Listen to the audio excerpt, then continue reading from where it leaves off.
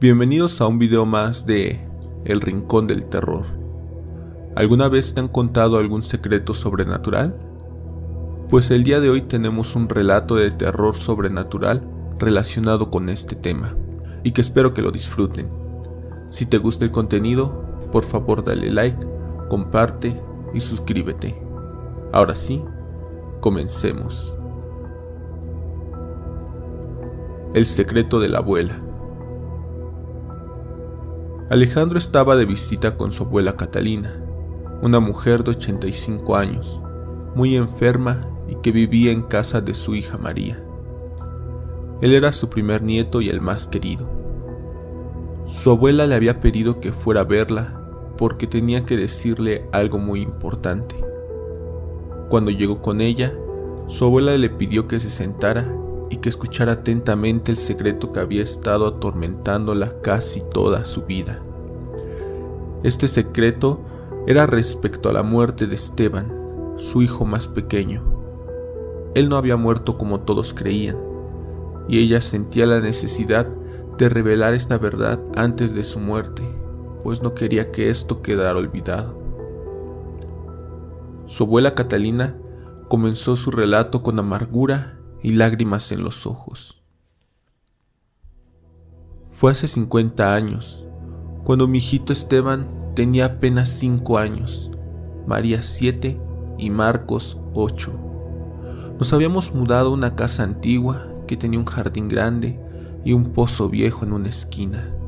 Un maldito pozo viejo que debimos haber quitado inmediatamente, y me arrepiento tanto de no haberlo hecho, porque a lo mejor mi Esteban seguiría con vida.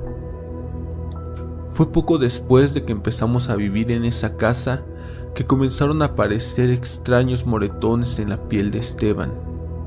Tu abuelo, como médico, insistía en que eran simples moretones que le habían salido por jugar con sus hermanos.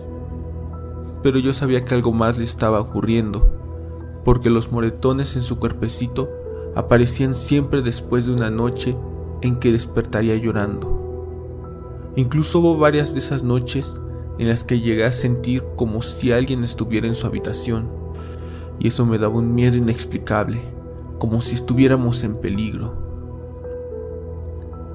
Tu abuelo nunca fue un hombre que creyera en fantasmas, maldiciones ni en la religión, pero yo sí, y por eso llamé a un sacerdote para que bendijera la casa sin que tu abuelo se enterara.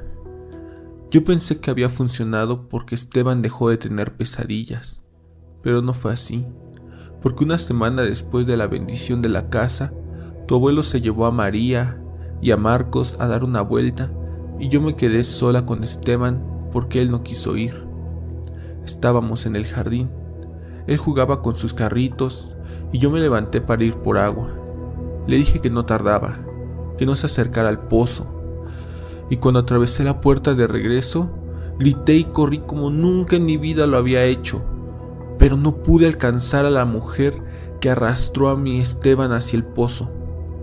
Era delgada, como si estuviera con la piel pegada a los huesos. Su cabello era largo y toda ella estaba mojada. Cuando llegué al pozo no había nada y me quedé ahí llorando y gritando que me lo regresara. Para cuando tu abuelo volvió, ya no podía llorar más o decir alguna palabra. Se asomó y rápidamente fue por una cuerda para bajar al pozo y sacar a Esteban. Sí lo sacó, pero ya no estaba vivo. No sé cómo fue que antes yo había visto que ahí no estaba. Los siguientes días fueron horribles. No le dije a nadie lo que había visto. Todo quedó en que había sido un accidente. Tu abuelo me perdonó por amor.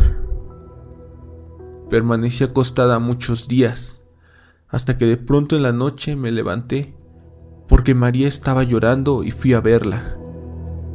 Quedé horrorizada al ver que tenía un moretón en su brazo. Entonces, inmediatamente fui con tu abuelo e insistí que nos fuéramos de esa casa. No le dije la verdadera razón. Le dije que era porque esa casa me atormentaba mucho por el recuerdo de Esteban y la tragedia. Logré convencer a tu abuelo de mudarnos y María y Marcos quedaron a salvo porque después de mudarnos Nunca más alguno despertó llorando o con moretones. Todo esto te lo cuento a ti, porque sé que tú me vas a creer, y con eso creo que le hago justicia a la memoria de mi Esteban, y algo me dice que tú necesitas saberlo. Al terminar el relato, la abuela miró a Alejandro, quien no decía una sola palabra.